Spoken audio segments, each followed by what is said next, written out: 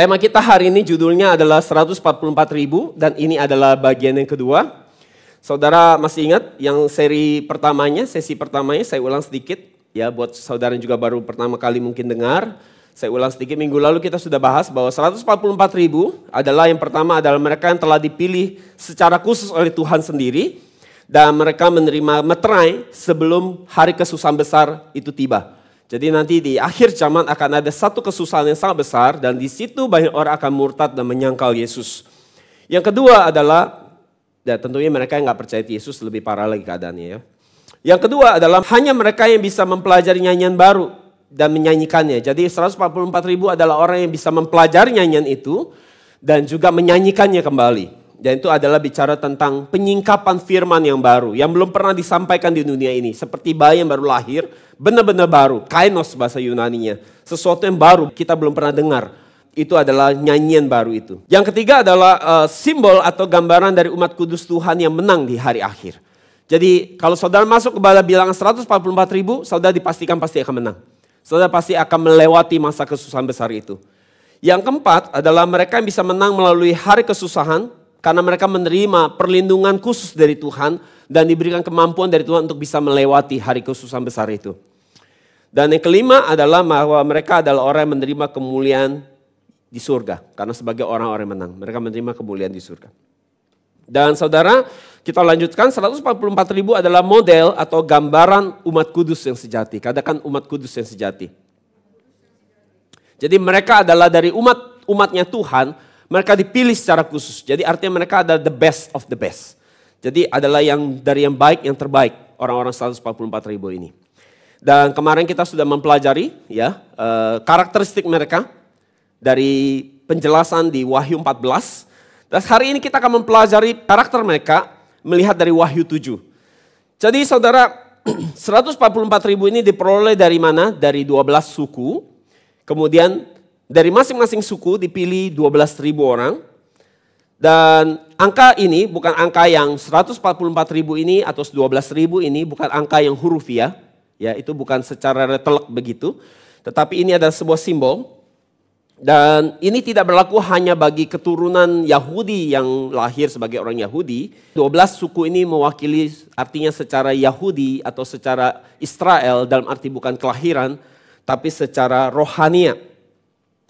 Jika kalau kita lihat di Alkitab Perjanjian Lama, umat pilihan ada 12 suku dari Israel. Dan kalau kita masuk ke Alkitab Perjanjian Baru, umat pilihan tidak lagi diukur secara kelahiran, secara Yahudi. Tetapi siapa mereka yang Yahudi sejati adalah mereka yang percaya kepada Yesus. Jadi saudara bisa lebih Yahudi daripada orang Yahudi di sana sekarang. Sama mengerti maksud saya? Ya, karena Yahudi di sana banyak yang belum percaya. Ya, jadi mereka masih nunggu Mesias. Tapi saudara yang percaya Yesus, saudara lebih Yahudi. Ya. Saudara adalah Yahudi yang sejati. Israel yang sejati. Dan sesuai dengan Roma 2 ayat 28-29 kita baca. Sebab yang disebut Yahudi bukanlah orang yang lahiriah Yahudi. Betul? Dan yang disebut sunat bukanlah sunat dilangsungkan secara lahiriah. Tetapi orang Yahudi sejati ialah dia yang tidak nampak keyahudiannya. Dan sunat ialah sunat di dalam hati. Secara rohani. Bukan secara hurufiah. Maka pujian baginya datang bukan dari manusia. Melainkan dari Allah. Maksudnya Allah yang melihat hati. Bukan tindakan-tindakan lahiriahnya. Tapi Allah melihat hati. Maka hari ini saudara jika saudara percaya Yesus. Saudara adalah Yahudi sejati. Katakan saya Yahudi sejati. Ya, meskipun saudara gak bisa ngomong bahasa Ibrani. Gak apa-apa ya. Dan 12 suku Israel sejati. Ya. Kita adalah 12 suku Israel sejati. Dan saudara adalah anak-anak dan keturunan dari bapak kita. Yaitu Bapak Abraham. Ya, bapak jasmani kita ada ya. Tapi bapak rohani kita adalah Bapak Abraham. Makanya kalau kita mati, kita mau ketemu bapak kita. Ya, Bapak Abraham. Dan bukti lain, Tuhan telah memilih Israel sejati bukan hanya dari keturunan Yahudi. Tetapi undangan ini untuk menjadi Yahudi sejati sekarang terbuka bagi semua orang, semua bangsa. Sesuai dengan Matius 8:11 kita baca. Aku berkata kepadamu, banyak orang akan datang dari mana?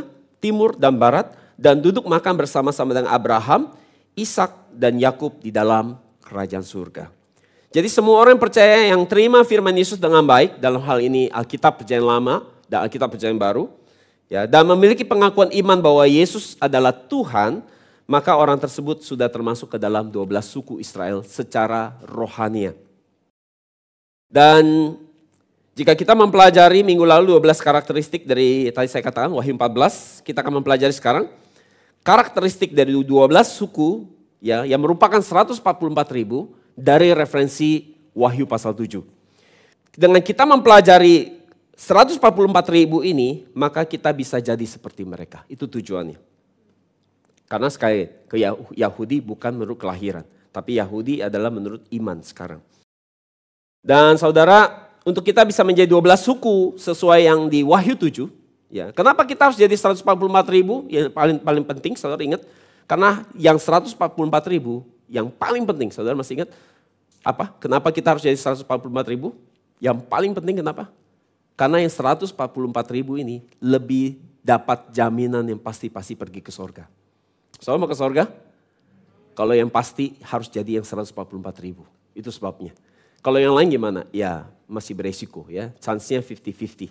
Tapi kalau yang sudah masuk ke dalam 144.000, chance saudara sudah pasti, saudara dapat jaminan. Kita sudah bahas ya, minggu lalu kita sudah bahas.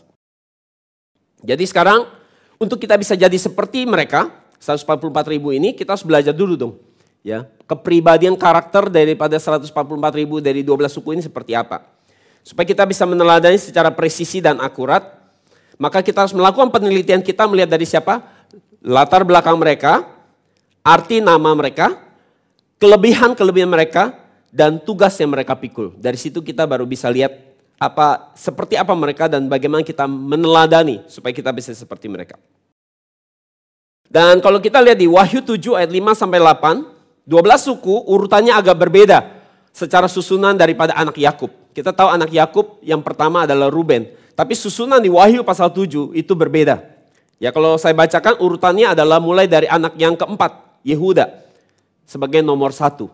Betul? Saya perhatikan. Padahal kalau menurut anak Yakub, dia Ruben yang harus diurut 1. Tapi di Wahyu 7 menulis Yehuda nomor 1. Jadi saya baca 1 Yehuda, 2 Ruben, 3 Gad, 4 Asher, 5 Naftali, 6 Manasye, 7 Simeon, 8 Lewi, 9 Isakar, 10 Sebulon, 11 Yusuf, dan 12 Benyamin. Saudara ini banyak sekali saya akan bahas 12 ini sekaligus hari ini. Jadi saudara fasten your seat belt.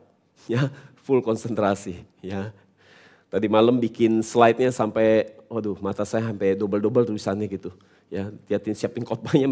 Ini kacamata saya salah, saya pikir atau apa. Oh ternyata enggak, saking udah kecapean ya. Dari pagi sampai malam ya, saya siapin petanya, siapin gambarnya. Sampai ya pas besok pagi bangun saya siapin lagi, lihat lagi. Oh ternyata sudah enggak double tulisannya. Sudah tidur. Oke, kita akan bahas 12 ini hari ini. Ya. Full konsentrasi, dengarkan baik-baik. Kalau saya dengar firman di sini, saya harus full konsentrasi. Pikirannya nggak boleh kemana-mana. Selain kalau pikirannya ke tempat lain aja, langsung susah ikut. Ya, saudara susah ikutin lagi. Oke, kita start dengan yang pertama, Yehuda. Ya, sesuai referensi Keluaran 29:35. Yehuda dalam bahasa Ibrani ada Yehuda, artinya apa? Bersyukur, pujian. Itu arti nama Yehuda. Mau kasih nama anak Yehuda? Ini artinya pujian. Jadi saudara, kata Yehuda ini diambil dari kata yadah, yang artinya memuji, berterima kasih, bersyukur. Jadi Yehuda, dia adalah anak laki-laki keempatnya Yakub dari istrinya yang bernama Lea. Dan bagi Lea, Yehuda ini anak keempatnya yang dia lahirkan. Nah latar belakang kelahiran Yehuda itu adalah peristiwanya seperti apa Yehuda ini lahir. Lea tidak dikasih oleh Yakub, kita sudah tahu. Yakub lebih sayang sama Rachel. Dan ketika dia dapat anak laki-laki 4 ini, bagi Yakub suaminya, dia sangat bahagia. Sehingga ia memuji Tuhan waktu dia dapat anak ini. Dan sukacita dia, ekspresi sukacita dia ini, diekspresikan dengan apa? Memuji Tuhan. Maka dia namanya anaknya Yehuda, artinya aku memujimu Tuhan. Aku memujimu Tuhan. Dan apa kelebihan Yehuda? Dari latar belakang kita sudah tahu bahwa Yehuda berarti orang-orang yang punya kepribadian seperti Yehuda. Ya, kita yang mau jadi seperti Yehuda, kelebihannya apa? Ialah memuji Tuhan. Hidupnya hidup untuk memuji Tuhan. Dan salah satu keturunan Yehuda yang sangat kita kenal baik adalah seorang worshiper, seorang pemuji, seorang penyembah. Saya mau tebak siapa? Dari keturunan Yehuda yang adalah worshiper, penyembah? Ya, Daud, Raja Daud. Dan mari kita lihat syair nyanyian Raja Daud. Syair ini dia tulis, pujian ini dia nyanyikan di saat dia sedang bukan dalam kondisi yang baik. Ya, tapi dalam kondisi yang sangat sesak. Tetapi ia tetap memuji dan menyembah Tuhan. Mazmur 22 ayat 2-4 kita baca. Allahku, Allahku, mengapa engkau meninggalkan aku? Betul? Dia lagi susah. Jauh dari keselamatanku dan dari ucapan rintihanku.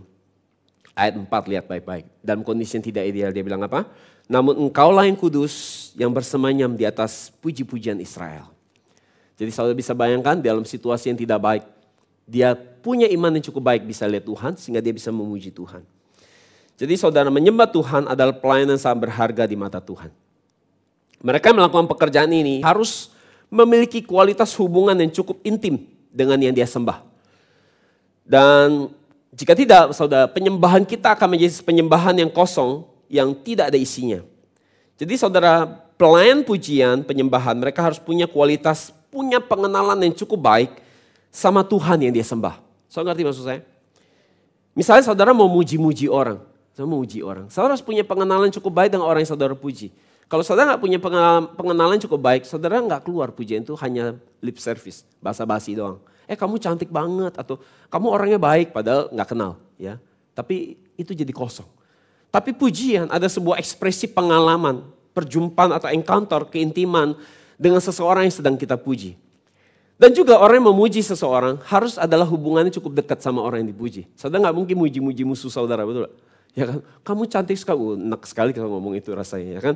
Jadi artinya waktu orang yang ada di dalam pelayanan penyembahan pujian, dia harus punya kualitas hubungan yang cukup dalam dan dekat sama orang pribadi yang mau dipuji. Dalam hal ini Tuhan.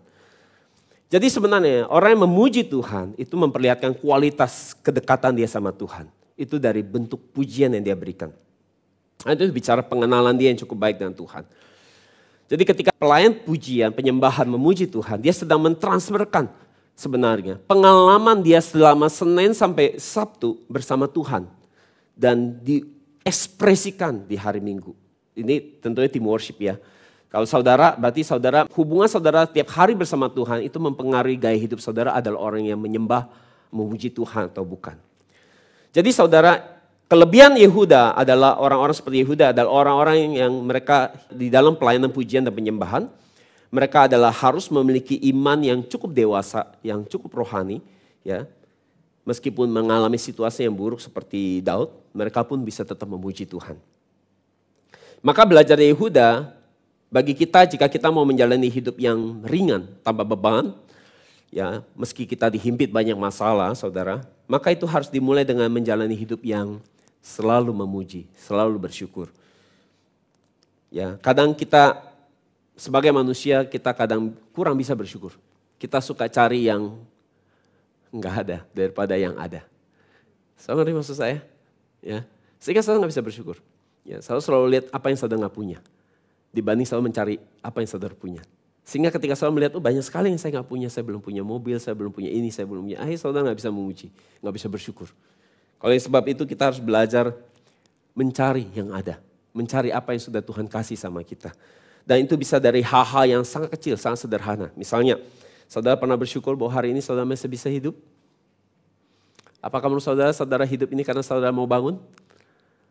Banyak orang hari ini, kalau dihitung di dunia ini mungkin ada ratusan orang yang tidak bangun hari ini. Hari ini. Ya. Besok lagi akan ada ratusan lagi, akan mungkin ribuan orang yang setelah tidur besok sudah tidak bangun. Jadi saudara itu sesuatu yang sederhana. Saudara diberikan satu hari hidup buat apa? Buat menjalani, mengisi hidup saudara dengan baik. Menjalani hidup saudara dengan pertobatan dan melakukan semaksimal mungkin tugas pekerjaan saudara dengan baik. Karena itu mari saudara bersyukur. Bersyukur buat makanan yang saudara bisa makan. Bersyukur buat minuman yang saudara masih bisa minum dengan baik. Bersyukur buat udara. Bersyukur buat kesehatan. Bersyukur buat orang-orang yang mengasihi saudara dengan tulus. Bersyukur buat itu. Mazmur 104 dikatakan, masuklah melalui pintu gerbangnya dengan nyanyian syukur ke dalam pelataran dengan puji-pujian, bersyukurlah kepadanya dan pujilah namanya. Wahyu 4 ayat 11, ya Tuhan dan Allah kami, Engkau layak menerima puji-pujian dan hormat dan kuasa, sebab Engkau telah menciptakan segala sesuatu dan oleh karena kehendak-Mu semuanya itu ada dan diciptakan. Jadi ketika kita bisa bersyukur, ketika saudara bisa bersyukur, maka itu saudara sedang mengakui bahwa Tuhan engkau masih berdaulat atas hidupku. Engkau masih ada dalam hidupku. Tetapi ketika saudara hidup selalu mengeluh, itu saudara sedang menyatakan bahwa Tuhan engkau tidak ada. Engkau tidak adil. Engkau tidak ada dalam hidupku. Maka aku dibikin susah begini. Saya ngerti maksudnya? Jadi saudara memuji atau bersyukur ada tanda orang yang punya iman yang bisa lihat Tuhan. Tapi orang yang mengeluh ada tanda orang yang tidak punya iman. Tidak bisa lihat Tuhan. Ada di dalam hidup dia. Saudara setuju? Ya setuju. Kalau gitu kita lanjut ke pribadi yang kedua, Ruben. Ya. Susunan kedua adalah Ruben, sesuai dengan Kejadian 29:32. Ruben dalam bahasa Ibrani adalah Rehuben. Artinya adalah lihatlah seorang anak laki-laki. Dan Ruben adalah anak yang pertama bagi Yakub dan juga bagi Lea.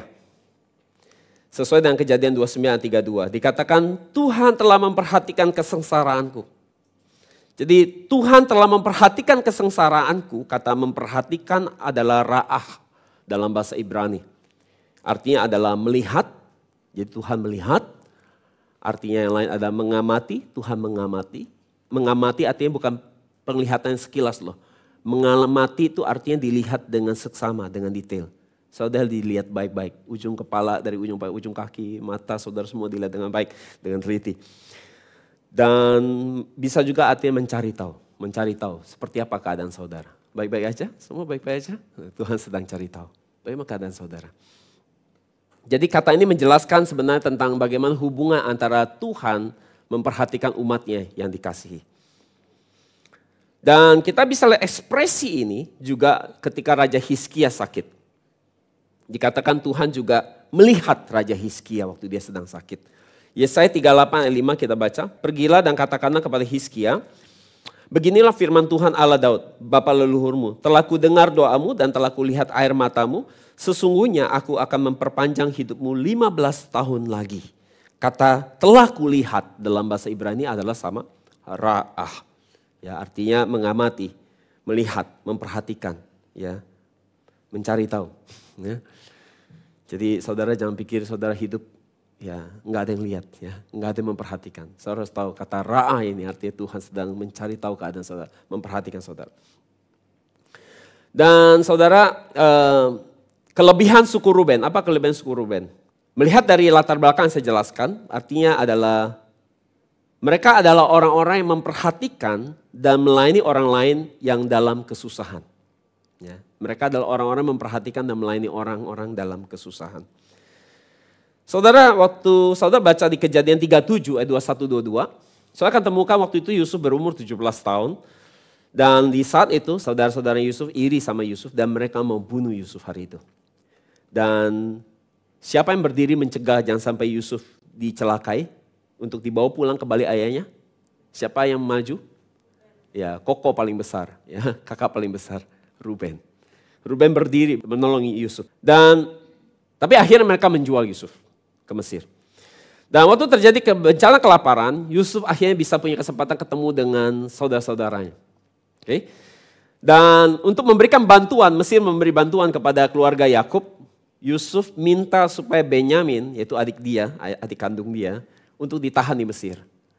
Dan waktu itu bagi Yakub yang sudah kehilangan Yusuf, saudara tahu ceritanya, bahwa Yakub tidak tahu Yusufnya masih hidup di hari itu. Jadi bagi Yakub yang tinggal punya anak satu-satunya Benyamin, ya, dari istri yang paling dia sayang, dia nggak akan rela ngasih begitu aja anaknya. Karena bagi dia sudah cukup kehilangan satu, masa mau kehilangan dua lagi. Jadi Yakub mati-matian nggak mau kasih. Dan di saat yang sangat urgent, keputusan harus diambil, siapa yang hari menenangkan hati papanya, yaitu Yakub, Ruben. Ruben berdiri berkata bahwa dia menjamin keselamatan Benyamin untuk dibawa pulang lagi pada Yakub dengan menjaminkan dua anaknya sebagai jaminan. Sehingga Yakub mau merelakan Benyamin ditahan di Mesir. Jadi belajar dari kelebihan Ruben, kita bisa lihat bahwa Ruben adalah gambaran orang-orang yang peduli dan memperhatikan sesama. Mereka ada orang-orang yang terlibat aktif melayani orang lain yang membutuhkan bantuan dan pertolongan. Biasa orang-orang yang terlibat di dalam pelayanan masyarakat, ya, orang-orang yang pergi ke kolong-kolong jembatan. Mereka ini seperti Ruben, ya, ke orang-orang miskin, membantu orang-orang yang lagi susah. Ataupun orang-orang yang sangat care ketika saudara susah, mereka bisa merasakan kesusahan saudara. Nah, mereka ini seperti Ruben. Yang ketiga adalah Gad. sesuai dengan Kejadian 30 ayat 11. Gad dalam bahasa Ibrani artinya pasukan atau beruntung. Itu arti Gad. Gad adalah anak ketujuh dari Yakub. Anak pertama dari Zilpa. Zilpa adalah budak dari Rahel. Jadi Kejadian 49:19 kita lihat nubuat Yakub buat Gad. Yakub sebelum dia mati dia meninggalkan sebuah berkat, ya, doa berkat kepada 12 anaknya. Dan ini doa yang diberikan kepada Gad, dikatakan bahwa Gad akan diserang oleh perampok, tetapi Gad dia akan menang dan menyerang mereka kembali. Ini doa berkat yang Tuhan beri buat suku Gad. Dan sesuai dengan nubuat Yakub ini, suku Gad itu muncul tampil banyak pahlawan-pahlawan yang gagah perkasa datang dari suku Gad. Jadi kita bisa lihat bahwa kelebihan Gad adalah mereka adalah orang-orang yang seperti pasukan yang hebat yang berdiri di garis terdepan. Dalam arti rohania, mereka yang seperti Gad adalah mereka yang berdiri di barisan yang terdepan melawan iblis dan setan di dalam peperangan rohani. Ini adalah orang yang seperti Gad. Dan di dalam peperangan rohani saudara itu beda sama peperangan jasmani. Senjata yang kita bawa beda sama peperangan jasmani. Di dalam peperangan rohani senjata yang kita bawa ada sesuai dengan Efesus 6 ayat 11 sampai 17. Apa yang harus kita kenakan? Yang pertama kita harus kenakan apa? Ikat pinggang kebenaran. Kedua baju zirah keadilan. Ketiga kasut kerela memberitakan Injil. Ya, kita mesti rela berita Injil. Ya, kadang-kadang kita suka ngomel-ngomel gitu ya. Kalau saudara jadi pelayan Tuhan, kadang-kadang panggilan melayani nggak bisa sesuai dengan selera dan waktu saudaranya. Ya, kadang-kadang melayani Tuhan nggak selalu tepat waktunya seperti yang saudara mau. Kadang-kadang saudara lagi tidur istirahat, saudara dipanggil untuk melayani. Kadang-kadang saudara lagi sakit sendiri, saudara harus pergi melayani. Jadi nggak ideal. Jadi tapi dibutuhkan kerelaan untuk memberitakan Injil. Keempat ada perisai iman.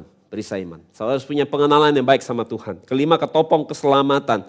Keenam adalah pedang roh, firman Tuhan, firman Allah. Saudara harus punya firman. Kalau perisai doang diserang-serang iblis, saudara nangkis terus ya. Seperti orang petinju kalau dipukulin terus, saudara nangkis terus lama-lama pasti kena serang. Jadi selain saudara diserang, selain saudara serang, saudara tangkis, saudara serang balik. Dengan apa? Pedang roh. Itu sebabnya kadang-kadang kalau kita nggak punya firman yang cukup mumpuni, di dalam kehidupan kita gampang sekali jatuh dan lemah. Diserang setan. Karena firmannya belum banyak, koleksi pedangnya belum banyak. Tapi kalau sudah banyak bisa nari-nari pedang, tarian pedang. Pedang roh maksudnya. Di Efesus 6 ayat 10 dikatakan bahwa akhirnya dikatakan hendaklah kamu kuat di dalam Tuhan, di dalam kekuatan kuasanya. Jadi hanya tentara Allah yang kuat yang akan memiliki kuasa Allah yang bisa menang dalam peperangan rohani. Dan kunci rahasia untuk jadi tentara Allah yang kuat, seorang prajurit yang bisa menang dalam peperangan adalah kuncinya apa? Supaya saya bisa menang terus, kunci apa? Saya harus jadi prajurit yang seperti apa? Tahu jawabannya? Apa? Tidak menjadi prajurit yang memikirkan diri sendiri. Itu kuncinya. Waktu Tuhan memanggil kita jadi prajuritnya, kita jadi prajurit yang militan, yang gak lagi memikirkan diri sendiri. Sesuai dengan catatan 2 Timotius 2 ayat 3-4 kita baca. Ikutan menderita sebagai seorang prajurit yang baik dari Kristus Yesus. Seorang prajurit yang sedang berjuang tidak memusingkan dirinya dengan soal-soal penghidupannya. Supaya dengan demikian ia berkenan kepada siapa? Komandannya. Jadi suku Gad adalah gambaran orang yang memberikan teladan bagi kita adalah melayani Tuhan sebagai prajurit yang hanya fokus kepada komandannya, yaitu Yesus Kristus. Sehingga kita bisa memenangkan pertempuran ini. Sehingga kita tidak dijajah oleh iblis. Amin. Yang keempat, Asher. Kejadian 30 ayat 13. Asher dalam bahasa Ibrani artinya sukacita atau bahagia. Diambil dari kata asar. Asar artinya sukses, maju, menjadi baik. Saudara mau sukses, mau maju? Nah, Asher. Ya. Jadi nubuat ini, kalau kita lihat nubuat Yakub buat suku Asher adalah apa? Kejadian 49:20 kita baca. Asher, makanannya akan limpah mewah dan ia akan memberikan santapan raja-raja. Jadi bagaimana nubuat Yakub ini bisa digenapi? Saudara kita lihat makanan raja, dikatakan bahwa dia akan memberikan makanan bagi raja, hidangan bagi raja. Jadi makanan raja pasti makanan yang sangat berkualitas, betul gak? Bukan makanan yang asal-asal, makanan yang bagus kualitasnya. Maka bisa dipastikan suku Asher, mereka hidup di tanah yang sangat baik dan sangat subur. Saudara lihat di peta di depan saudara. Saudara lihat wilayah Asher itu di wilayah yang berwarna hijau. Di garis pinggir pantai. Jadi mereka punya sumber daya pantai, laut, mereka punya sumber daya laut, tapi mereka juga punya sumber daya perkebunan, hasil tanah yang baik. Mereka ada di posisi yang paling subur di Israel. Dan hasil bumi mereka ini diolah menjadi santapan yang dikirim ke istana Raja Salomo. Jadi waktu Raja Tirus yang bernama Hiram ya membantu Salomo untuk pembangunan bait Allah, mengirimkan kayu sanobar dan kayu aras untuk membangun pembangunan bait Allah. Salomo membayar balik ya, membalas kebaikan Raja Tirus ini, Hiram, dengan memberikan apa? Gandum, bahan makanan, minyak yang ditumbuk yang terbaik yang dihasilkan dari tanah Asyir ini. Sesuai dengan 1 Raja-Raja 5 ayat 11. Saudara bisa baca, kita 2-3 kita baca. Lalu Salomo memberikan kepada Hiram 20.000 kor gandum, bahan makanan bagi seisi istananya, dan 20 kor minyak tumbuk. Demikian diberikan Salomo kepada Hiram tahun demi tahun. Jadi apa kelebihan Asyir? Asyir adalah gambaran orang yang diberkati dalam hal berkat materi yang berlimpah-limpah. Kemudian memakai materi atau kelimpahan yang mereka terima ini untuk pekerjaan Tuhan atau membantu orang lain yang kesusahan. Ini adalah orang-orang yang seperti Asyir. Jadi saudara, kita nggak lagi ngomongin 12 suku lagi ya. Kita lagi bahas mempelajari ini untuk jadi kepribadian kita. Selalu mengerti ya maksudnya ya. Nah, di Alkitab contohnya siapa? Contohnya Tabita. Atau disebut Dorcas dalam bahasa Yunani. Kisah Rasul 9:36 dikatakan ada seorang murid perempuan bernama Tabita, dalam bahasa Yunani Dorcas. Perempuan ini banyak sekali berbuat baik dan memberikan sedekah. Jadi membantu secara keuangan. Jadi orang yang banyak memberi tidak akan pernah kekurangan dan Tuhan sendiri sudah menjamin itu. Orang yang banyak memberi, Tuhan sendiri akan menyediakan lebih banyak lagi bagi dia untuk bisa memberikan kembali. Jadi Tuhan selalu memberikan persediaan untuk bisa diberi kepada orang yang rajin memberi. Lukas 6:38 katakan, berilah dan kamu akan diberi. Suatu takaran yang baik, yang dipadatkan, yang digoncang, dan yang tumpah keluar akan dicurahkan ke dalam ribaanmu. Sebab ukuran, perhatikan, ukuran yang kamu pakai untuk mengukur akan diukurkan kepadamu. Dan orang yang punya hati yang murah hati, yang selalu punya ukuran yang lebih tinggi di atas rata-rata, ukuran mereka pakai untuk memberkati orang lain atau memberkati pekerjaan Tuhan, Tuhan akan memberkati balik dengan ukuran yang mereka pakai. Jadi semakin tinggi standarnya, semakin tinggi pula berkat yang Tuhan curahkan buat orang-orang seperti ini. Nah, hari kita di NJM kita punya orang-orang seperti itu. Ya, di awal perintisan NJM, keuangan gereja kita belum cukup bagus. Waktu itu ada ibu yang banyak menabur secara keuangan buat gereja kita. Dan juga ada bapak, saya nggak tahu dia lagi di Sulawesi. Dia banyak mensupport, mendukung keuangan gereja kita. Bahkan di saat dia masih belum pulang dari Australia, masih di luar, dia terus mensupport keuangan gereja kita. Dan selain itu saudara, di Alkitab, ada seorang perempuan yang bernama Lydia dari Tiatira. Dia adalah seorang pengusaha kain ungu. Di zaman itu saudara, kain ungu adalah sebuah komoditi ataupun sebuah produk yang sangat mahal. Karena kain ungu itu biasa dipakai sama bangsawan. Saya ngerti ya maksudnya. Jadi itu menggambarkan kemuliaan, menggambarkan kehormatan. Dan Lydia, dia menjual produk ini, kain ungu. Dan suatu hari Lydia dia hadir ke rumah ibadah, dia dengar khotbah pengajaran Paulus. Dan di tengah-tengah dia mendengar khotbah Paulus, pengajaran firman Paulus, dia menjadi jatuh hati kepada firman Tuhan. Matanya bisa melihat dunia firman. Dan akhirnya dia memaksa Paulus untuk datang ke rumahnya, menjelaskan lebih banyak lagi Alkitab. Dan akhirnya terbangun hubungan saling mendukung di dalam pelayanan antara Lydia dengan Paulus. Dan tentunya Lydia juga mensupport secara keuangan kepada Paulus. Ini kita bisa lihat di Kisah Rasul 16, 14-15 ya. Jadi di zaman Paulus ya ada ibu namanya Ibu Lydia ya, menjual kain ungu. Di NJM kita juga ada nama ibu penjual kain batik. Ya, ini adalah pelayanan Lydia. Waktu dengar firman di gereja kita, dia matanya menjadi terbuka terus lihat betapa indahnya firman ini. Dan setiap minggu ibu membuka rumahnya, menyiapkan makanan yang menurut saya ya cukup baik, ya cukup mewah menurut saya. Makanan yang cukup ya saudara bisa menikmati ya, dan ibu memang suka masak juga. Makannya enak sekali. Jadi di situ kita nggak cuma makan saudara tahu. Di situ kita akan undang orang-orang yang biasanya baru datang ke gereja kita. Dan saya akan menjelaskan Alkitab lagi di situ. Jadi di situ saudara, karena ibu memang pandai sekali masak dan masakannya enak sekali. Jadi saudara hari itu akan menikmati. Selesai ibadah biasanya kita kumpul makan. Kita akan menikmati dua makanan. Makanan jasmani dan makanan rohani tentunya. Yang kelima adalah Naftali, referensi dari Kejadian 38. Naftali artinya bergulat, berkompetisi, berkelahi. Naftali adalah anak ke-6 dari Yakub. Dari budak yang bernama Bilha, dia adalah budaknya Rahel. Naftali adalah anak kedua daripada Bilha.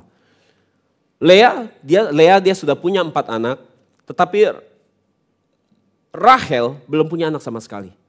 Maka Rahel mencari ide bagaimana bisa punya anak, memberikan anak buat Yakub. Dia memberikan Bilha budaknya. Dan melalui Bilha lahir 2 anak. Yang pertama adalah Dan, yang menjadi suku Dan. Kedua adalah Naftali. Dan suku Dan kita udah bahas di pelajaran yang kemarin-kemarin tentang suku yang namanya nggak dicatat di Wahyu 7 ini. Yang dihapuskan. Tetapi adiknya Naftali dicatat namanya. Jadi ketika Rahel dapat anak ini, dia berkata bahwa aku telah bergulat dengan sangat hebat dengan kakakku dan aku menang. Ya, sesuai dengan Kejadian 38. Dan kita lihat nubuat Yakub buat Naftali. Kejadian 49:21. Naftali adalah seperti rusa betina yang terlepas, ia akan melahirkan anak-anak indah. Ya, saudara mau tahu bagaimana ini digenapi? Akhirnya terjadi. Nubuat Yakub ini, semua nubuatan Yakub digenapi. Di Kejadian 49 saudara bisa lihat semua nubuatan Yakub. Dan situ semua digenapi, apa adanya. Jadi saudara rusa betina, dia punya kebiasaan selalu naik ke atas yang tinggi, bukit-bukit yang tinggi. Dan kemudian dia mengeluarkan suara yang indah. Itu kebiasaan rusa betina. Dan suara yang indah bagi umat kudus di akhir zaman, saudara kita sudah belajar, itu adalah sebuah nyanyian baru. Suara indah ini bicara arti rohani adalah bicara mengeluarkan suara firman yang murni. Firman yang membuat orang bisa melihat betapa luar biasanya dunia Tuhan. Itu adalah suara yang indah. Itu bicara pemberitaan Injil. Dan saudara, nubuat ini bagaimana digenapi? Nubuat ini digenapi di zaman Yesus. Waktu Yesus melakukan pelayanan umumnya di bumi, Yesus banyak sekali melakukan pelayanannya di wilayahnya Naftali. Yesus memanggil murid-muridnya di sini, di wilayah Naftali. Yesus berkhotbah, khotbah di bukit, kita tahu sekali khotbah yang sangat terkenal, 8 sabda bahagia, itu di wilayah ini. Yesus melakukan mukjizat 5 roti 2 ikan, pelipat gandaan, itu juga di sini. Dan Yesus mengalami tubuhnya diubah, tubuh kemuliaan itu terjadi di Gunung Ubah. Ya, saudara kalau Israel saudara akan pergi ke sana, sudah pergi? Nanti ya, pergi ke Israel saudara akan ke Gunung Ubah. Dan Gunung Ubah ini juga ada di wilayah Naftali. Jadi murid-murid Yesus sebagian besar juga berasal dari wilayah Naftali. Karena mereka waktu dipanggil mereka profesi sebagai nelayan. Jadi wilayah Naftali ini dekat dengan danau Galilea atau Laut Galilea. Dan wilayah Naftali saudara di Alkitab Perjanjian Baru terjadi perubahan nama. Jadi di wilayah Naftali ini ada pembagian wilayah administratif berikutnya disebut sebagai daerah atau wilayah Galilea. Yang meliputi wilayah apa saja? Wilayah Naftali di bagian atas dan wilayah Zebulon di bagian bawah. Jadi Naftali dan Zebulon tetanggaan. Ya kan? Ya jelas? So bisa lihat peta saudara. Jadi di Perjanjian Baru wilayah ini disebut sebagai wilayah Galilea. Makanya di dalamnya saudara bisa lihat ada danau Galilea. Dan Yesus banyak menyebarkan firman di sini. Di wilayah Naftali ini. Dia berkhotbah, memberikan kebebasan atas dosa dan maut, menyembuhkan sakit penyakit. Ya. Dan dari wilayah Naftali ini, maka keluar ke seluruh wilayah tersebar, menyebar firman Tuhan ke seluruh penjuru dunia. Mulai dari wilayah Galilea. Maka nubuat Yakub digenapi apa adanya. Dikatakan seperti rusa yang melahirkan anak-anak indah. Tadi suara rusa yang indah itu gambaran orang yang menyuarakan, memberitakan firman Tuhan ke seluruh dunia. Dan hasil dari pemberitaan, nyanyian, suara yang indah itu, yaitu pemberitaan firman yang Tuhan yang indah ini, melahirkan juga orang-orang yang percaya firman. Artinya melahirkan apa? Anak-anak yang indah. Amin. Saudara lihat kiri kanannya, saudara yang terima firman yang indah, saudara akan jadi anak-anak yang indah. Amin. Ya, amin. Saudara anak-anak indah? Amin. Ya. Jadi saudara, kelebihan Naftali artinya apa?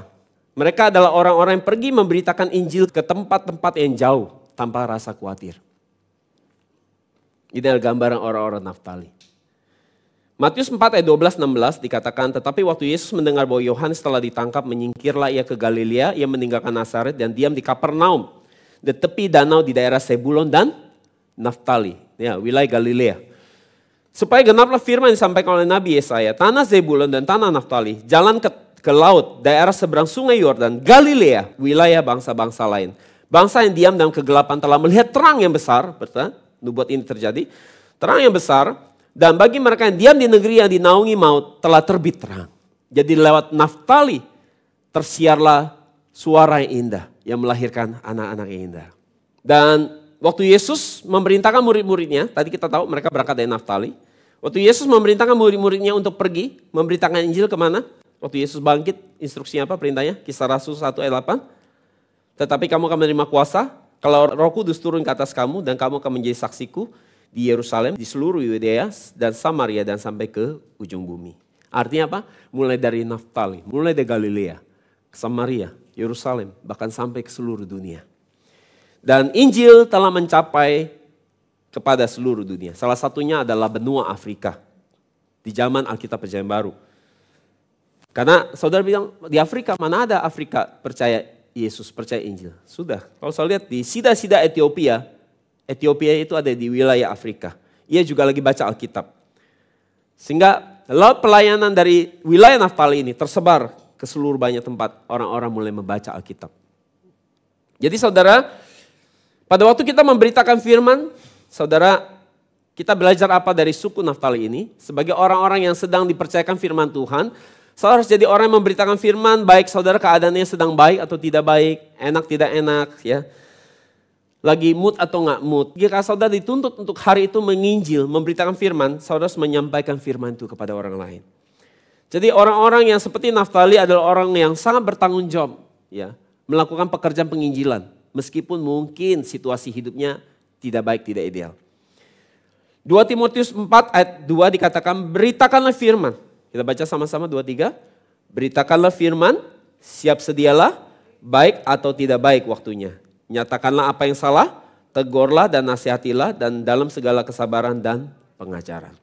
Jadi jika saudara diminta Tuhan, ya, untuk menginjil, untuk memberitakan firman. Tapi hari ini hidup saudara kayaknya lagi nggak mood, saudara mungkin lagi capek, saudara mungkin lagi banyak masalah. Tapi di depan saudara ada orang yang harus saudara layani, harus saudara injili. Maka lakukanlah itu. Maka kalau saudara lakukan itu, saudara punya kepribadian Naftali di dalam diri saudara. Yang keenam adalah Manasye. Kejadian 41 ayat 51 referensinya. Manasye dalam bahasa Ibrani ada Menaseh. Menaseh artinya apa? Melupakan, membuat aku lupa. Dan sesuai dengan Kejadian 41:50, Manasye adalah anak pertama Yusuf dari Asnat. Siapa Asnat? Asnat adalah putri dari seorang imam yang bernama Potifera. Dia ada imam yang di Heliopolis. Jadi waktu Manasye lahir, saudara tahu latar belakangnya Yusuf sedang mengalami luka batin akibat perlakuan dari saudaranya di masa lalu. Tadi kita udah tahu niat mereka mau bunuh Yusuf, tapi akhirnya mereka jual Yusuf ke Mesir. Sejak Yusuf dijual ke Mesir, sejak itulah mulai babak penderitaan Yusuf tidak berakhir. Mulailah seri demi seri, babak demi babak penderitaan yang dia alami dalam hidup dia. Jadi bagi Yusuf kalau dia mau mikir, dia bisa pikir ini gara-gara saudara saya. Dan saudara tahu bahwa penderitaan ataupun luka batin yang sangat dalam mengores hati seseorang, itu bukan luka yang terjadi diakibatkan oleh orang jauh. Misalnya saudara disenggol sama orang yang di tengah jalan. Saudara ya sudah gitu. Saudara dilukai oleh seseorang yang saudara gak kenal ya sudah lah. Ya. Tapi luka yang paling dalam adalah luka yang diakibatkan oleh orang yang justru sangat dekat. Orang yang sangat saudara percaya. Orang yang sangat saudara kasihi. Orang yang saudara memberikan semuanya bagi dia. Dan tiba-tiba orang ini melukai saudara. Itu luka yang sulit sekali. Ya. Makanya luka yang paling hebat luka suami istri sih ya. Karena itu yang paling dekat, paling intim. Ya, setiap hari ketemu. Jadi saudara, dan juga Yusuf. Ya, dia mengalami luka yang sangat hebat yang dialami, yang dilakukan oleh saudaranya sendiri. Kakaknya yang harus menjaga dia malah membuang dia. Menjual dia, bahkan mau membunuh dia. Dan Kalau kita lihat di Kejadian 41:51 kita baca, Yusuf memberi nama Manasye kepada anak sulungnya. Itu sebabnya katanya Allah telah membuat aku apa? Lupa sama sekali. Luar biasa, lupa sama sekali. Kepada kesukaranku dan kepada rumah Bapakku. Jadi saudara, berkat pertolongan kasih karunia Tuhan telah memampukan Yusuf untuk bisa apa? Melupakan semua tragedi dalam hidup dia. Tadinya dia sulit sekali mengampuni saudaranya. Tetapi akhirnya karena kasih karunia Tuhan memampukan dia bisa punya kasih karunia, namanya kasih karunia lupa. Ya. Ya saudara ya. Jadi kita harus punya kasih karunia, namanya kasih karunia lupa. Ya. Tapi kalau lupa utang orang jangan, nggak boleh ya. Harus bayar. Tapi ada satu yang saudara harus lupa dalam hidup saudara. Yaitu melupakan luka yang orang buat dalam hidup saudara. Dan untuk bisa melakukan itu, saya harus punya kasih karunia Manasye. Tuhan telah membuat aku lupa. Jadi untuk saudara bisa move on. Ya, menjalani hidup saudara lebih baik di masa depan. Saya harus belajar punya ilmu Manasye. Ya, kasih karunia Manasye ini. Tuhan buat aku lupa. Buat penderitaan, buat tragedi, buat sakit yang dilakukan orang lain. Ya, semua itu buat aku lupa supaya aku bisa move on. Saudara, orang yang gak bisa melupakan lukanya adalah orang yang akan mengalami hidup yang terus terpuruk. Jadi ketika hidup kita gak ada berkat, kita gak ada terobosan secara berkat, ekonomi, karir. Coba kita cek, jangan-jangan ada masa lalu yang belum kita mau lupakan. Sehingga dia masih megang kita, ikat kita, kunci kita. Sehingga kita gak bisa bergerak maju ke depan. Dan gak bisa membuka diri buat berkat yang sedang Tuhan buka. Saudara, kalau orang yang terluka dia hanya lihat di depannya adalah luka itu. Padahal di depan sana kalau saudara bisa buka itu, lupakan itu. Di depan ada tersedia berkat Tuhan yang begitu sangat besar. Untuk saudara bisa nikmati itu. Tapi karena saudara lihat terus si jelek itu, si menyebalkan ini, si orang ini. Saudara gak bisa lihat Tuhan di sebelah sana. Jadi saudara harus melupakan. Mengampuni dan melupakan. Yusuf, waktu dia jadi mangku bumi, dia bisa pakai kekuatan dia buat balas dendam. Waktu saudara-saudara datang, biarin aja sekalian dibikin mati ya sekalian, gak usah dibantu. Bisa ya? Bisa? Bisa. Tetapi waktu Manasye lahir, dia memproklamasikan pekerjaan anugerah Tuhan, kasih karunia Tuhan ini yang telah menolong dia melupakan semua dendam, semua kebencian yang ada dalam hatinya. Dan itu sebabnya maka ketika anak keduanya lahir, dia beri nama Efraim. Dalam bahasa Ibrani, Efrahim artinya berbuah. Berbuah. Jadi kita bisa melihat melalui dua nama ini, Manasye dan Efraim. Melupakan dan berbuah. Sekali lagi, melupakan dan berbuah. Saudara tahu apa yang sendiri ajarkan? Jika saudara mau berbuah lebat, diberkati hidupnya, mengalami kelancaran, saudara harus bisa belajar lebih dahulu apa? Melupakan. Supaya saudara bisa berbuah lebat. Manasye, Efraim. Jadi Yusuf telah mengubah kebencian menjadi berkat. Tragedi, trauma menjadi hidup yang berkemenangan. Kalau kita lihat, Manasye bukan anak ke-12 dari Yakub. Ya, Manasye ini bukan bagian dari 12 anak Yakub. Manasye ini adalah cucunya Yakub. Tetapi mengapa Manasye dimasukkan ke dalam 12 suku Israel yang di Wahyu 7 sebagai keturunan Yakub? Harusnya kan nama Yusuf. Kenapa? Saya tahu? Kenapa? Jawabannya karena Yakub telah memberikan berkat anak sulung kepada Yusuf. Maka dalam hal ini Yusuf sebagai anak sulung berhak terima berkat 2 kali lipat.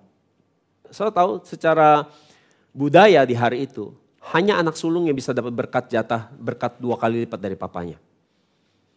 Esau, Yakub, saya ingat Yakub pengen sekali jadi sulung. Karena hanya sulung yang bisa dapat porsi 2 kali lipat. Jadi bagaimana Yusuf bisa terima berkat 2 kali lipat? Yaitu dengan Yakub memberikan berkatnya kepada 2 anaknya. 2 anak Yusuf yaitu Efraim dan Manasye. Artinya Yusuf dapat 2 porsi, betul gak? 2 jatah, 2 bagian. Maka dengan dijadikan 2 anak Yusuf jadi anak Yakub, maka artinya Yusuf dapat 2 porsi berkat, 2 porsi bagian. Jadi Yusufnya hilang namanya, digantikan 2 nama anaknya. Nah kita lihat kelebihan Manasye.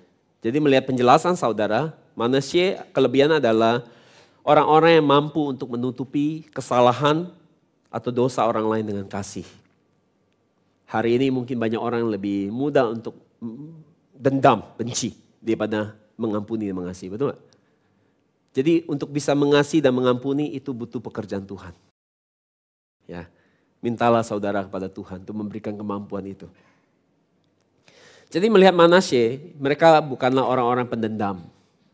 Mereka memiliki kasih Tuhan yang besar sekali sehingga mereka mampu mengampuni kesalahan orang lain. Jadi saudara, saya tahu tidak mudah mengampuni orang lain, itu sebabnya kita butuh kasih karunia dari Tuhan. Kasih menutupi segala pelanggaran. Amsal 10:12. Kebencian menimbulkan pertengkaran tetapi kasih menutupi segala pelanggaran.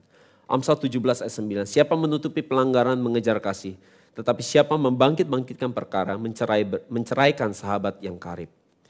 Jadi mereka yang bisa mengampuni kesalahan orang lain mereka telah mewakili suku Manasye. Okay. Yang ketujuh Simeon. Referensi Kejadian 29:33. Simeon dalam bahasa Ibrani dibaca Simon, artinya didengar atau mendengar. Dia ada anak laki-laki yang kedua bagi Yakub dan Lea. Dan Lea menamakan anak ini Simeon dengan berkata, karena Tuhan telah mendengar bahwa aku tidak dikasihi suamiku. Jadi karena Tuhan telah mendengar maka aku dapat, Tuhan kasih aku anak ini.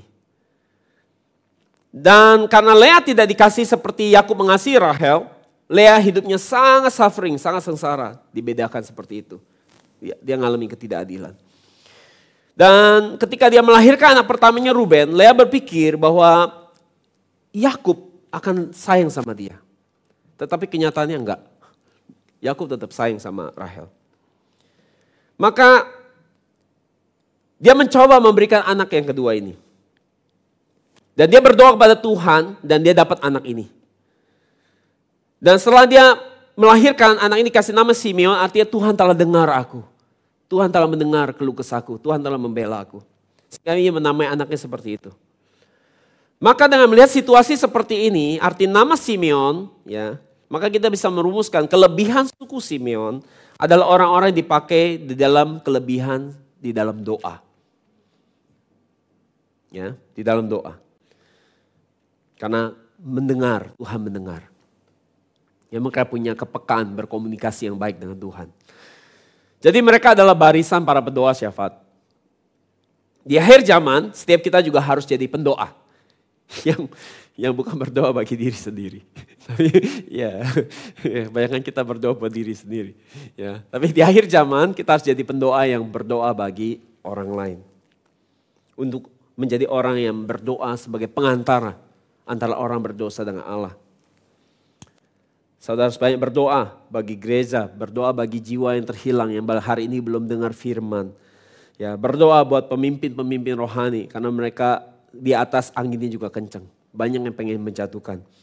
Saudara berdoa ya buat pekerjaan Tuhan bisa segera diselesaikan. Jadi mereka yang ada di barisan Simeon ada mereka yang ada di dalam pertahanan di dalam alam roh. Mereka melakukan pertahanan di alam roh.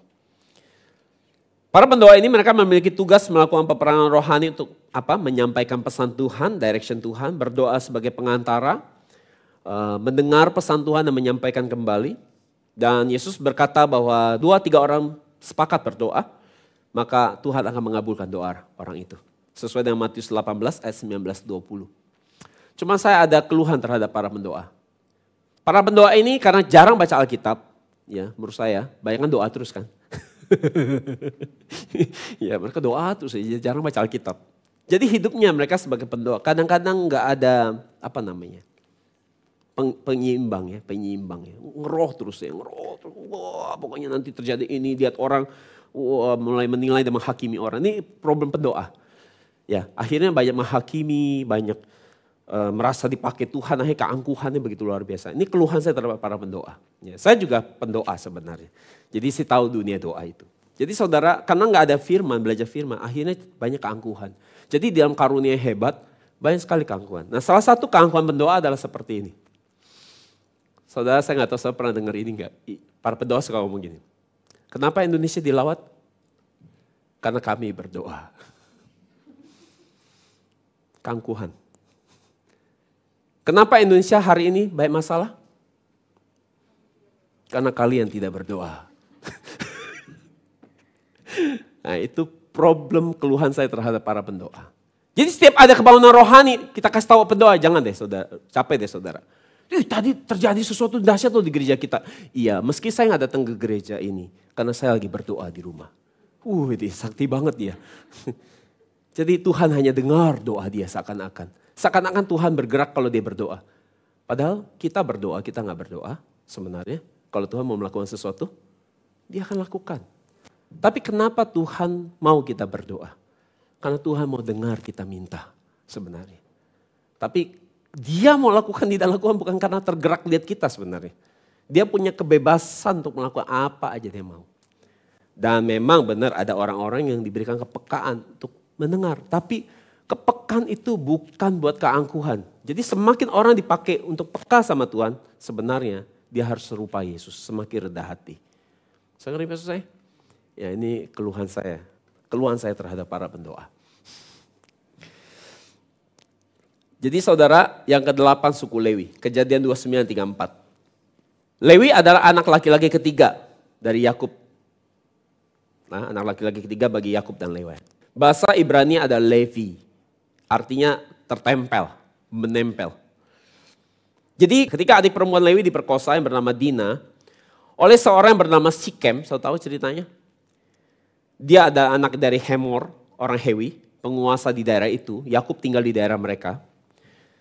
Karena Sikem ini begitu jatuh cinta oleh kecantikan Dina, ia mau kasih apapun demi bisa nikah sama Dina. Nah waktu dia perkosa Dina, ya, Lewi dan Simeon coba tipu orang-orang Hewi ini dengan memberikan syarat yang kelihatannya rohani, yaitu sunat. Dan ketika mereka semua karena memang cinta melakukan apa saja, mereka mau disunat. Jadi sunat yang kudus dipakai untuk misi balas dendam. Itu sebabnya Tuhan marah sekali. Dan ketika orang-orang Hewi lagi kesakitan, disitulah dengan sadis Simeon dan Lewi bunuh orang-orang ini. Laki-laki Hewi ini. Dan karena peristiwa ini, Yakub waktu sekarat, dia bernubuat tentang Simeon dan Lewi akan terserak dan tercerai-berai di Israel. Kenapa? Karena senjata mereka ialah kekerasan. Di kemudian hari ketika orang-orang Israel dan Harun sedang menyembah anak lembu emas di bawah kaki gunung Sinai, semua orang-orang Lewi ketika Musa berkata, siapa yang ada di pihak Tuhan, mari berdiri di pihak saya. Dan kalau hari itu gak ada yang maju berpihak sama Musa, artinya 2 juta orang itu Tuhan udah niat kan? Tuhan udah niat. Kalau saya pelajari di Alkitab, hari itu Tuhan udah mau habisin semua 2 juta itu. Yang disisain cuma satu orang namanya Musa. Jadi waktu peristiwa mereka nyembah lembu emas, Musa kasih undangan. Siapa yang mau berdiri di pihak aku? Artinya siapa yang mau berdiri di pihak Tuhan? Harusnya 12 suku itu paling gak semua maju. Ya? Siapa yang maju? Maju semua dong harusnya. Tapi nyata gak ada yang maju. Artinya kalau gak ada yang maju artinya apa? Tuhan bunuh semua 2 juta itu. Hanya Musa yang disisain sendiri. Tapi hari itu secara luar biasa, akhirnya ada yang maju. Suku apa? Suku Lewi. Maju berdiri bersama Musa. Itu adalah sebuah terobosan yang luar biasa dari suku Lewi. Yang pernah menggunakan sunat sebagai sarana balas dendam. Dan perintah Tuhan hari itu buat mereka suku Lewi apa? Bunuh semua orang, ya, saudara-saudaranya sendiri, teman-temannya sendiri, tetangganya sendiri, ayahnya sendiri, bunuh. Instruksinya sangat jelas. Dan suku Lewi taat, sesuai dengan Keluaran 25-29. Dan sebagai hasilnya mereka mendengar suara Tuhan dengan berkata bahwa mereka mau taat kepada perintah Tuhan ini, mereka dipisahkan, diperuntukkan hidup mereka suku Lewi ini bagi Tuhan. Jadi kalau saudara mau belajar cikal bakal pendeta, jadi pendeta itu dari mana? Ini kisahnya. Orang-orang yang militan, ya, berdiri bela Tuhan. Dan sejak peristiwa ini, ya, suku Lewi dibully habis-habisan. Mulai gue gak mau main sama lu bunuh bapak gue. mulai hari ini saya nggak mau jalan-jalan lagi ke TA sama kamu. Karena tante saya kemarin kamu yang bunuh. Wah, tiap kali dia lewat digosipin, diomongin. Tuh. Jadi Lewi harus menanggung penderitaan ya, nggak disukai banyak orang. Gara-gara berdipihak sama Tuhan. Jadi saudara, setelah peristiwa ini, Lewi dipisahkan Tuhan menjadi imam-imam untuk melayani Tuhan di Bait Suci. Dan mereka namanya dikeluarkan dari 12 suku. Dan gak dapat jatah warisan tanah. Waktu Yosua bagi-bagi tanah. Dan di zaman perjanjian lama, suku Lewi ini dikeluarkan, tadi saya sampaikan. Tapi yang menarik, di zaman Alkitab perjanjian baru, di kitab Wahyu, suku Lewi ini dimasukkan kembali namanya. Apa maksudnya? Dengan suku Lewi dimasukkan kembali di kitab Wahyu, di Wahyu 7 ini. Maksudnya adalah artinya apa? Bahwa setiap saudara hari ini diberi kesempatan untuk menjadi Lewi-Lewinya secara rohani. Ya. Dan kalau bisa imannya naik lagi sampai menjadi imam. Jadi harus jadi Lewi dulu, harus belajar ngerti bagaimana jadi Lewi. Naik jadi imam. Imam ada banyak imam-imam dan berikutnya mungkin nanti jadi punya imam besar. Dan Petrus juga kasih tahu sama kita bahwa setiap kita memang harus jadi imam. Targetnya kita harus jadi imam. Sesuai dengan 1 Petrus 2 ayat 9. Setiap kita dipanggil menjadi imamat yang raja. Kalau begitu apa kelebihan Lewi? Lewi adalah orang-orang yang mendedikasikan hidupnya sepenuh waktunya bagi Tuhan. Sebagai hambanya Tuhan. Mereka adalah para pendeta, pastor, misionaris, evangelis yang hidupnya sudah diberi buat Tuhan. Jadi mereka adalah orang-orang yang benar-benar telah menjadikan hidupnya menjadi budak atau hamba daripada Tuhan. Kita harus jadi budaknya Tuhan, babunya Tuhan. Sekarang hamba Tuhan jadi kayak kelihatan jabatan prestisius ya. Kita harus bilang sekarang babunya Tuhan, lu babunya Tuhan lagi, lu kacungnya Tuhan lagi, lu budaknya Tuhan lagi. Jadi mereka adalah orang yang hidupnya hanya menghambakan diri kepada Tuhan. Jadi saudara, orang-orang seperti ini mereka akan membawa hati Tuhan. Mereka menyampaikan firman yang murni. Mereka adalah orang yang mengerti tentang maksud Tuhan. Mereka juga melakukan doa pengantara mewakili masalah saudara, masalah kelemahan umat Tuhan. Mereka membawa penderitaan umat Tuhan, sakitnya umat Tuhan baik secara sakit jasmani, sakit rohani. Mereka bawa ini ke hadapan Tuhan. Kiranya saudara yang di EJM bisa menjadi hamba-hambanya Tuhan. Budaknya Tuhan, bukan hamba uang. Amin. Yang ke-9 Isakar. Kejadian 30 ayat 8. Isakar dalam bahasa Ibrani ada Yisakar. Yisakar. Artinya upah, hadiah. Anak ke-9 Yakub. Ya, ini adalah anak yang kelima yang dilahirkan Lea. Wah, Lea banyak banget ya beranaknya ya. Ya udah sampai setengah losin nanti. Ya. Jadi Lea menamakan Isakar artinya Tuhan memberi upah kepadaku. Tuhan kasih hadiah sama aku. Jadi Yakub memberkati Isakar dengan berkat yang seperti apa kalau kita lihat. Isakar dikatakan seperti keledai yang kuat. Kejadian 49-14. Keledai adalah binatang yang menyimbolkan kekuatan dalam bekerja. Di zaman itu keledai dipakai buat bawa barang-barang yang berat. Ya, menjadi tunggangan manusia. Bisa dipakai juga untuk membajak tanah. Itu keledai. Nah di EJM ada Pak. Saya kenali kuat sekali saudara. Dia jarang sakit. Kalau sakit juga paling masuk angin. Ya, masuk angin. Tapi jarang banget sakit. Dan dia saya lihat orangnya memang kuat sekali. Seperti keledai. Tulang-tulangnya kuat. Ya. Pagi-pagi saudara tahu sebelum salat ibadah. Pak lah yang angkat mimbar ini. Dan stage yang berat minta ampun sendirian saudara. Itu fisiknya kuat sekali. Ya, jadi saudara, di kemudian hari, pahlawan-pahlawan Daud yang hebat munculnya dari suku Isakar ini. Dengan melihat situasi seperti ini, nama Isakar menggambarkan karakter tugas seperti apa kelebihan orang Isakar ini. Mereka adalah orang-orang melakukan pekerjaan memakai tenaga atau fisik, disertai dengan pengorbanan dan pengabdian diri yang tinggi.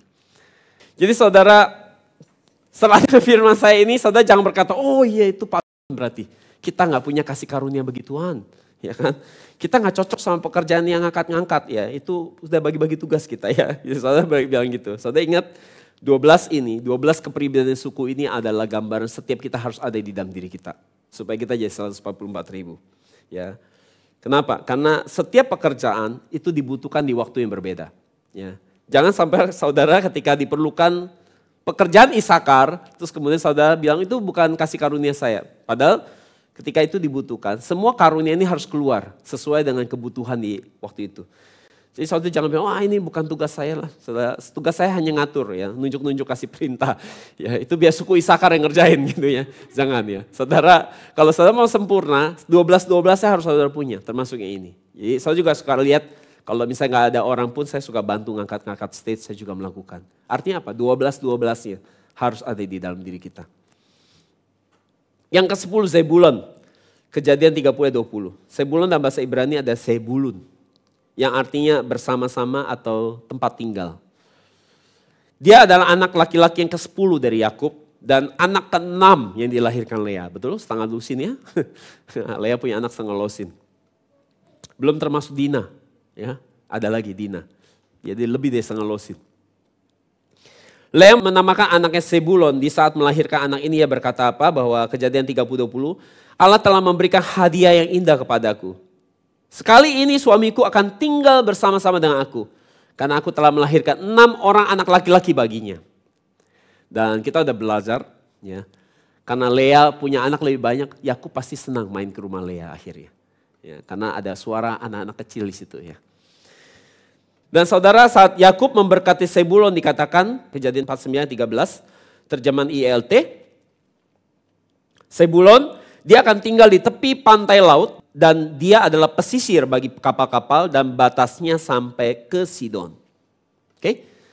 Dan kalau saya lihat di peta di depan saudara, Sebulon ini wilayah yang dikasih gambar, saya tandai dengan lingkaran merah. Itu Sebulon. Saudara lihat, dikatakan bahwa mereka adalah orang-orang yang tinggal di tepi pantai, di garis pantai. Di pesisir pantai. Kalau saya lihat di peta di depan saudara, saya akan menemukan sepertinya nubuat Yakub ini meleset. Salah besar. Betul? Harusnya suku Asyir. Nubuat itu buat suku Asyir yang tinggal di pesisir pantai. Tapi kalau saya lihat Zebulon, dia nggak deket laut tinggalnya. Jadi gimana dong? Apakah Yakub salah besar kali ini? Meleset? Setuju? Yakub salah? Menyampaikan nubuat? Kurang cun kalau orang Chinese ya. Kali ini kurang cun ini. Ya, Yakub kurang cun, salah nubuat dah. Geger nih, saudara mulai mempertanyakan kredibilitas Yakub. Jangan-jangan yang lain salah juga lagi, ya kan?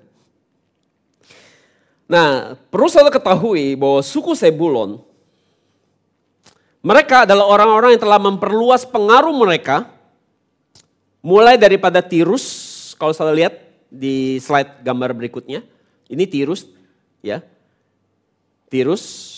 Dan kalau saudara jalan terus naik ke atas lagi, 48 km ke atas saudara akan sampai ke kota namanya Sidon. Tadi ini tulis Sidon. Jadi orang-orang Sebulon ini mereka telah menjadi pedagang-pedagang, pebisnis yang sukses. Ya. Memperluas pengaruh bisnis mereka, ya, mempengaruhi bisnis perdagangan mereka dari Tirus bahkan sampai ke Sidon. Maka nubuat Yakub sekali lagi digenapi apa adanya. Ya, saudara nggak jadi mendiskreditkan dia. Ya. Jadi Sidon adalah wilayah pelabuhan ya, yang sangat hebat, sangat besar. Itu adalah pusat perdagangan internasional. Banyak kapal-kapal asing luar negeri berlabuh di situ. Dan banyak orang luar negeri bolak-balik di sana. Dan orang-orang Sebulon karena mereka punya posisi yang cukup kuat di sana sebagai pebisnis, pedagang yang hebat. Saya tahu orang Yahudi jago sekali kan, pinter-pinter. Maka secara nubuat Yakub ini telah digenapi apa adanya. Jadi kalau saya lihat peta saudara, saya bisa lihat bahwa pengaruh orang Sebulon telah berkembang dari tanah mereka sampai kepada Sidon, wilayah orang kafir. Jadi nubuatan bahwa suku Sebulon akan tinggal di area laut Mediterania atau laut tengah, itu telah digenapi melalui cara apa? Mereka berdagang dengan bangsa-bangsa luar negeri, sehingga suku Sebulon ini telah memberitakan Injil kepada orang-orang luar negeri.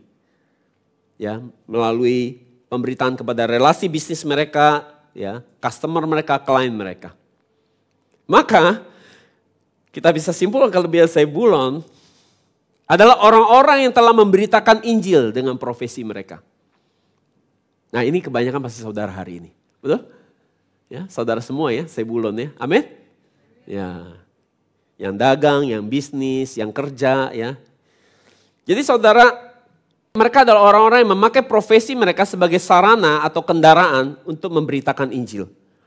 Jadi mereka memberitakan Injil ke relasi, ke rekan bisnis, customer, klien, ya, anak buah mereka, ya, ataupun waktu mereka lagi lakukan bisnis trip, ketemu dengan banyak orang, mereka akan cerita Injil, mereka akan ceritakan firman Tuhan. Sehingga lewat orang-orang ini, firman Tuhan tersebar luas ke seluruh penjuru dunia. Maka melalui nubuat ini, Nabi Yesaya bernubuat bahwa di akhir zaman nanti, umat Tuhan akan tersebar ke seluruh penjuru bumi. Yesaya 43 ayat 5 sampai 6. Janganlah takut sebab aku ini menyertai engkau. Aku akan mendatangkan anak cucumu dari timur. Dan aku akan menghimpun engkau dari barat. Aku akan berkata kepada utara berikanlah. Dan kepada selatan janganlah tahan-tahan. Bawalah anak-anakku laki-laki dari jauh. Dan anak-anakku perempuan dari ujung-ujung bumi. Ini bisa terjadi karena ada orang-orang suku Zebulon yang mendedikasikan hidupnya. Meninggalkan kenyamanan mereka. Pergi sambil bisnis trip. Sambil pergi untuk berdagang. Mereka membawa beban misi penginjilan sampai ke seluruh penjuru dunia. Yang ke-11 Yusuf. Kejadian 30:21. Yusuf dalam bahasa Ibrani adalah Yosef. Dibaca Yosef. Artinya Tuhan akan menambahkan. Tuhan akan menambahkan. Dia ada anak laki-laki yang ke-11 dari Yakub. Dan anak pertama dari Rahel. Akhirnya dapat anak juga. Jadi meski Yusuf ada anak yang ke-11 bagi Yakub. Tapi di kitab Tawarik secara menarik, Yusuf dicatat sebagai anak sulung. Di 1 Tawarik 5 ayat 1. Jadi hak sulung Ruben telah dipindahkan kepada Yusuf. Yusuf lahir karena Tuhan dengar doa Rahel. Ya, Rahel tadi yang mandul, kandungan tertutup, dibuka oleh Tuhan karena Tuhan ingat sama Rahel. Dan Tuhan buka kandungannya sehingga Rahel bisa punya anak laki-laki.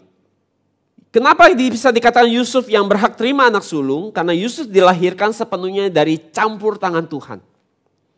Ya, seseorang yang harusnya gak bisa punya anak, bisa punya anak. Sama seperti Ishak. Karena campur tangan Tuhan, kandungannya dibuka.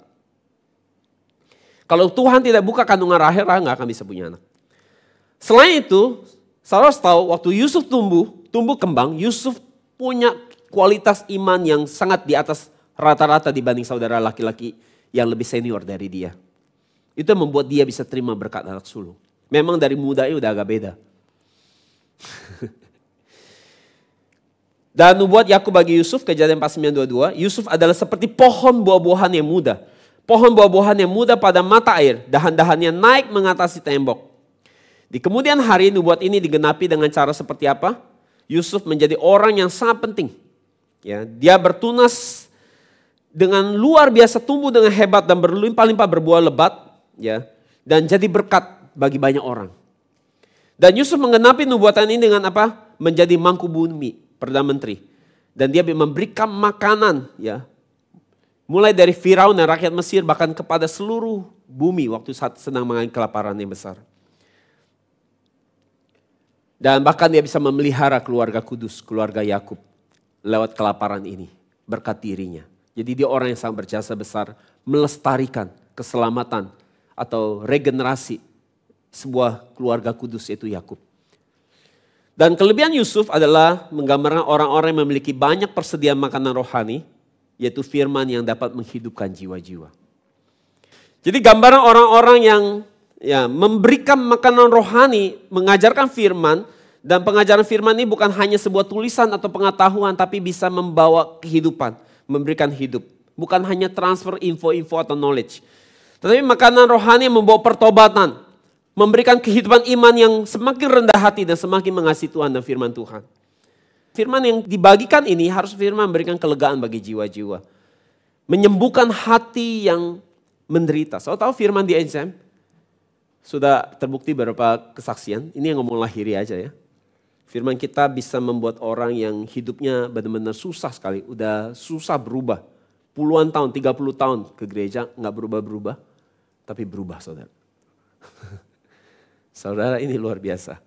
Ada orang yang di kita yang belajar firman ini, sudah punya gangguan mental, udah ke dokter jiwa dan sembuh. So, inilah firman yang bisa memberikan hidup. Jadi firman yang bisa mentransfer kehidupan.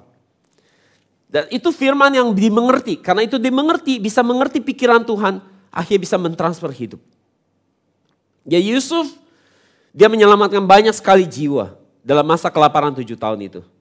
Dengan cara apa? Dia menyimpan makanan selama 7 tahun kelimpahan. Dan Nabi Amos bernubuat nanti di akhir zaman akan terulang peristiwa ini. Yaitu akan ada kelaparan terhadap mendengar firman Tuhan. Amos 8:11 kita baca, sesungguhnya waktunya akan datang. Demikian firman Tuhan, aku akan mengirimkan kelaparan ke negeri ini, bukan kelaparan akan makanan dan bukan kehausan akan air, melainkan akan mendengar firman Tuhan. Mereka akan mengembara dari laut ke laut dan menjelajah dari utara ke timur untuk mencari firman Tuhan. Tetapi tidak mendapatinya. Pada hari itu akan rebah lesu anak-anak darah yang cantik dan anak-anak teruna karena haus. Jadi akan ada kelangkaan makanan rohani, itu firman. Tidak ada lagi firman yang sejati, di mana harusnya ada firman. Di mana kita bisa temu firman? Di gereja. Tetapi hari ini gereja telah berubah menjadi mimbar-mimbar motivasi. Training-training sukses, kaya dan diberkati. Itu isinya. Enggak ada lagi firman yang mengajarkan tentang menggali firman Tuhan untuk mengerti pikiran Tuhan. Semua gereja kebanyakan hari ini mengajarkan tentang bagaimana sukses, kaya, diberkati pakai Alkitab. Jadi firman dilihatnya bukan kepada Tuhan, tapi ngajar orang firman buat lihat diri sendiri. Nggak ada hubungan sama Tuhan sama sekali. Dan semua pekerjaan yang dilakukan tidak ada hubungan sama Tuhan. Itu dosa. Karena tidak membawa orang ketemu Tuhan. Jadi saudara, kalau saudara suka kuliner, saya juga suka kuliner. Ya, saya punya koleksi banyak database di handphone saya, kuliner mana enak. Lampung, Jawa, Semarang, Bali, saya juga suka kuliner.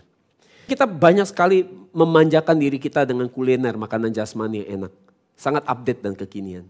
Tapi giliran kita makan makanan rohani firman. Kita rela makan makanan basi yang kita dengar 30 tahun yang sama diulang-ulang lagi. Sampai pendeta yang gak usah ngomong, baru ngomong dikit saya udah tahu ujungnya dia mau ngomong apa. Nah, time's up. Kan aku udah bilang hati-hati ada alarmnya. Baru bernubuat tuh tadi saya duduk. Man, lu pencet-pencet awas lu alarmnya man. Beneran juga bunyi tuh. Udah bernubuat tuh tadi saya duduk di situ sebelum ibadah. Man, lu pencet-pencet awas lu man. Alarmnya bunyi, bener juga. Suruh udahan sama dia. Pas. Jam 12.00 pas 12 suku Benyamin. Ya saudara benar-benar belajar ya hari ini ya. Puji Tuhan kasih kemuliaan buat Tuhan. Saudara benar-benar anak sekolah hari ini. Saudara sudah menyelesaikan 12 dengan jam 12. Oke. Suku Benyamin, Kejadian 35:18. Bahasa Ibraninya Binyamin. Artinya anak tangan kanan. Dia adalah anak ke-12 ya. Anak kedua dari Rahel yang lahirnya di Kanaan. Saat melahirkan Benyamin, Rahel mengalami kesulitan yang hebat untuk melahirkan dia. Dan sebelum Rahel mati karena persalinan yang sulit ini, dia memberi nama anak ini Benoni. Artinya apa? Anak dari masalah aku. Anak yang membawa penderitaan. Sama papanya Yakub, anak ini namanya diganti menjadi Binyamin. Artinya apa? Anak tangan kanan. Nah nubuat Yakub bagi Benyamin ada seperti ini. Kejadian 49:27. Benyamin adalah seperti serigala yang menerkam. Pada waktu pagi ia memakan mangsanya dan pada waktu petang ia membagi-bagi rampasannya. Jadi melalui nubuat ini Yakub memberitahukan bahwa akan ada banyak pahlawan-pahlawan perang yang akan tampil dari suku Benyamin. Orang-orang yang hebat. Dan sesuai dengan nubuatan ini di kemudian hari di masa zaman hakim-hakim, ketika umat Israel sedang ditaklukkan oleh kerajaan Moab, Tuhan membangkitkan seorang pahlawan yang bernama Ehud dari suku Benyamin. Dan Alkitab memberitahukan bahwa Ehud adalah orang yang tangannya kidal, bertangan kidal. Dan ia telah menjadi penyelamat ya atas bangsa Israel. Dan Ehud ini berasal dari suku Benyamin. Hakim-hakim 3 ayat 15, saya bisa baca. Dikatakan dia seorang kidal.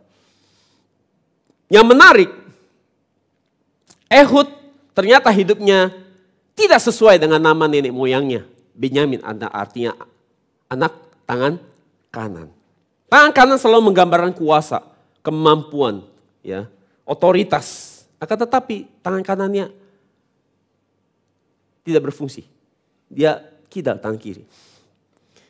Dalam naskah aslinya, kata seorang yang kidal dalam naskah aslinya adalah bukan seperti itu. Dalam naskah aslinya adalah artinya seorang yang tangan kanannya tidak berfungsi atau cacat. Jadi Ehud adalah orang yang hidupnya dengan hanya satu tangan kiri. Tetapi sesuai namanya Ehud. Ehud artinya namanya adalah bersatu atau bergabung dengan erat. Jadi seperti namanya Ehud telah menjalani hidup yang telah bersatu erat, bergabung erat dengan Tuhan. Sehingga ini menggenapi apa yang dikatakan oleh Rasul Paulus, dikatakan bahwa Allah telah memilih orang-orang yang hina di mata dunia untuk mempermalukan atau meniadakan orang-orang yang merasa dirinya berarti dan bernilai. Orang-orang dunia yang menganggap dirinya spesial, berhikmat, kuat dan berkuasa. Sesuai dengan 1 Korintus 1 ayat 27-28. Dan siapa lagi suku Benyamin? Tokoh suku Benyamin itu adalah Raja Saul. Raja Saul adalah raja yang pertama yang dimiliki oleh Israel dan dia dari suku Benyamin. Di awal, Saul adalah orang yang tampaknya sangat rendah hati, seperti Ehud. Tetapi setelah dia jadi raja, dia berubah menjadi sombong. Sehingga dia berakhir dengan tragis. Jadi Saul adalah gambaran suku Benyamin yang gagal. Tidak menggenapi nubuat daripada Yakub. Kiranya kita jadi orang yang terus bisa rendah hati. Baik kita lagi di bawah maupun kita sudah di atas. Kalau tidak kita akan jadi seperti pintar banget jemaat ECM ya, bagus. Ya, seperti Saul. Jadi kalau ingat Saul, ingat orang yang dulu bawahnya bagus, ya rendah hati, pas di atas sombong. Jadi Alkitab Perjanjian Baru, siapa lagi, ada siapa di Alkitab Perjanjian Baru dari suku Benyamin yang sangat berpengaruh? Paulus. Dia juga dari suku Benyamin. Dan Paulus, meski Petrus adalah rasul yang lebih senior dari dia, bahkan Petrus adalah orang yang pernah hidup sama-sama Yesus, Paulus sendiri tidak. Tetapi ketika Rasul Petrus melakukan kesalahan dengan berani dan tanpa segan-segan, Rasul Paulus menegur Petrus yang adalah seniornya. Sesuai dengan Galatia 2:11 dikatakan, tetapi waktu itu Kefas, dalam hal ini Petrus, datang ke Antioquia dan aku berterang-terang menentangnya sebab ia salah. Jadi dengan melihat ayat ini kita bisa melihat bahwa karakter Rasul Paulus ya adalah orang-orang yang akan mendirikan kerajaan Allah di seluruh dunia dengan sosok yang berani seperti serigala. Dan membagi-bagi rampasannya, dalam hal ini membagi-bagikan firman Tuhan. Dengan berani, bahkan sampai mempertaruhkan nyawanya sendiri tanpa ragu-ragu kehilangan nyawanya sendiri. Ini adalah gambaran orang-orang seperti suku Benyamin ini. Nubuat Yakub untuk Benyamin, Kejadian pasal 9:27. Benyamin adalah seperti serigala yang tadi kita baca, menerkam pada waktu pagi dan memakan bangsa, dan waktu petang membagi-bagikan rampasannya. Jadi kelebihan suku Benyamin kalau kita lihat di sini adalah bahwa mereka adalah orang-orang yang punya kelebihan adalah gagah berani bekerja bagi Tuhan meski harus mengorbankan diri sendiri. Kesimpulan. Maka melalui pelajaran ini kita dapat menemukan, kita bisa melihat arti nama, karakteristik, kelebihan, latar belakang, dan juga tugas dan pekerjaan mereka emban. Mereka pikul bagi pekerjaan Tuhan. Maka dengan kita sudah mempelajari 12 suku ini, kita bisa melihat bahwa yang pertama, Tuhan sudah memberikan bermacam-macam karunia dan talenta kepada setiap orang, kepada saudara. Maka kepada setiap kita jemaat kudus Tuhan yang telah bekerja dan menyelesaikan misi penebusan Tuhan atas hidup kita, kalau begitu mulai hari ini apa yang harus kita lakukan? Yang kedua, kita harus menemukan talenta yang Tuhan berikan bagi kita hari ini. Apa? Apa talenta Tuhan? Apa karunia atau apa kelebihan Tuhan titipkan buat kita hari ini? Dan termasuk dalam suku yang mana kita ini? Tadi beberapa sudah dikasih tahu ya, ada contoh-contohnya ya. Ya itu bagian-bagian kecil. Tapi saudara harus lihat penjelasan ketiga nanti ya. Jadi kita termasuk suku yang mana? Dan karakter dari suku mana yang masih lemah? Nah ini perhatikan. Ya. Karakter suku mana yang kita masih lemah dan belum maksimal sepenuhnya di dalam diri kita. Maka yang ketiga adalah kita harus jaga yang sudah bagus. Jaga dengan baik yang sudah bagus, pertahankan yang sudah bagus. Dan tingkatkan yang kurang. Sampai kita bisa bertumbuh terus mencapai kepenuhan karakter 12 suku ini dengan baik dan sempurna. Dengan memiliki 12 ini artinya saudara sudah serupa dengan Kristus. Jadi mari kita bersama-sama terlibat aktif membangun kerajaan Allah di dunia ini dengan bekerja bagi misi penebusan Allah atas dunia ini dengan karunia dan kelebihan kita masing-masing yang Tuhan percayakan. Dan kita yang mendengarkan firman hari ini, kita dapat diakui sebagai 144.000 orang-orang yang mendapat jaminan kepastian keselamatan sebagai hamba-hamba Allah yang menjadi milik Allah dan akan dipastikan saudara akan jadi orang yang menang di hari akhir. Amin. Bagi berdoa. Tuhan, kami bersyukur buat firman yang begitu panjang, dalam yang kami dengar hari ini. Tolong kami supaya kami boleh jadi orang-orang yang terus memeriksa diri kami ya, dan menemukan potensi-potensi yang Tuhan sudah percayakan buat kami untuk kami jaga dengan baik. Dan buat bagian-bagian suku-suku yang kepribadian karakter suku yang masih lemah di dalam diri kami, Tuhan tolong kami, mampukan kami supaya kami boleh maksimal di dalam kelemahan ataupun area yang kami belum punya di dalam karakter daripada 12 suku.